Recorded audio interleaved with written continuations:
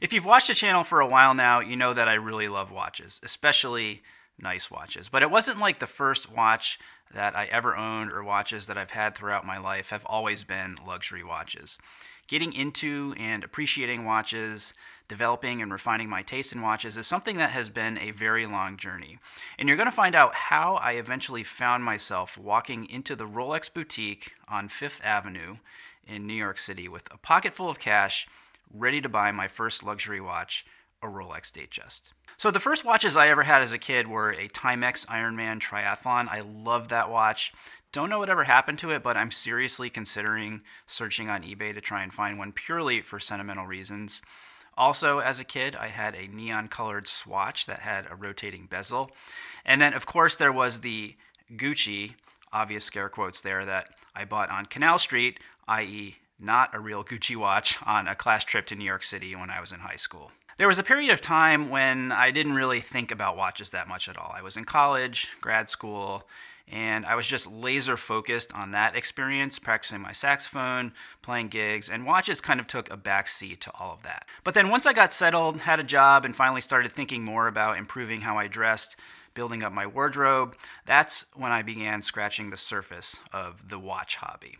Watches, in my mind, were a finishing touch to an outfit and also, like clothing, a way to communicate something about yourself. My first foray into watches at that time was very modest. I didn't really know anything other than that I wanted a watch that I could wear with a lot of stuff and had a timeless, no pun intended, really look. And I also didn't really know where to look for watches, so the first one I actually got was from J. Crew, and it was the Timex T2N 321 circa 2010 for J. Crew. Came on a brown leather strap, and I also ordered a black strap for it from Amazon, as I recall. Very small and elegant stainless steel case, simple dial with a date window. I wore this watch all the time, and if you go back to the early years of HSS on the website, you'll see this watch in pretty much every single post. So that was kind of the watch that rekindled my interest, and shortly after that, I started getting the urge to have more options. The Timex was great, but I wanted something on a metal bracelet and in a gold tone, so I went to the mall and I bought a Citizen Eco Drive. And then eventually I spent a little bit more and got a Uniform Wear C40, which is a cool minimal watch with a day date. So you're probably wondering, like, how does someone go from a $600 Uniform Wears watch to a new Rolex Datejust, which was actually my next watch after the Uniform Wears? Because I'll admit that is a huge leap to make. For me, it was a combination of two things. It was circumstance, and it was also, because I am who I am, the fact that watches really became a very strong interest. And when I get into something, I pursue it with passion, and if it becomes a goal, it's something that I try my hardest to achieve. So Rolex had become, in my mind, at that particular time, the pinnacle of a rival. Now, you could be cynical about their marketing and how they position themselves as the reason that that thought was in my mind, and maybe that's the case, and if so, good for them. But there's also a reason that Rolex is Rolex and why people sometimes say bow to the crown. Although they might not make the most beautiful movements in the world, there is no disputing that they are exceptional quality and have an amazing history. But back to circumstance. Rolex is a luxury brand and it's a luxury price point, so you've got to be in some sort of financial comfort zone to afford one. He Spoke Style had been doing very well, and that put me in a position to seriously consider this purchase. And although it might sound cliche, but marking that kind of milestone with something like a Rolex watch really added to that sense of achievement and accomplishment that I felt. It's something that I would have and something that I could always look to and remember the pride that I felt about that. Obviously, and again, because I am who I am, I didn't just run out the next day and buy a watch. I'd never spent that amount of money on anything all at once, so I dove into sort of an insane level of figuring out what the perfect Rolex was going to be for me. And that started with going to the boutique and actually trying a few models on. Robin was living in New York at the time, so we were kind of back and forth every other weekend. So on one of the trips up there, I went to the Rolex boutique on Fifth Avenue and also hit up Torno. The experience of actually putting these watches on my wrist for the first time was kind of transformative. I'd only been used to relatively inexpensive watches, and there is a very different feel on the wrist when it comes to a modern Rolex.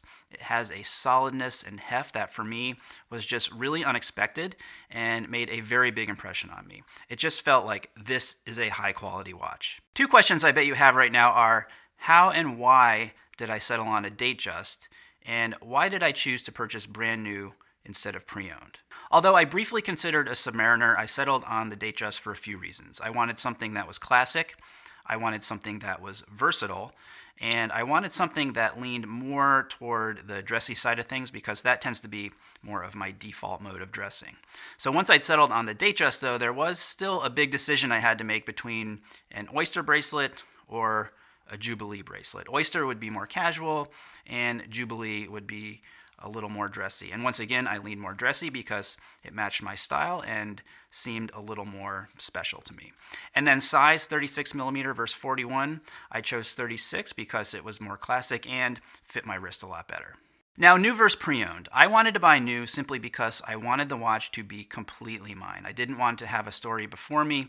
I wanted to write its history myself. So as I tell it here in all of 2 minutes, it makes it sound like it was a pretty simple process that I went through and that it didn't take long at all to arrive at my final decision. But in reality, I agonized over this for a good 9 months.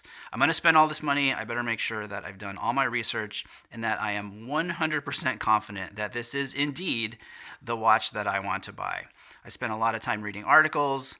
I spent a lot of time on the forums. I spent a lot of time on the Rolex website playing with different configurations. Once I arrived at my decision, however, I went to the bank, made the trip to New York for the weekend, and before we left the apartment, and this sounds like completely ridiculous, but Robin had a colleague at the time who ran this Instagram account called Cash Cats, which was like photos of cats laying around in piles of money. So we actually took a picture of her cat Ringo for Cash Cats.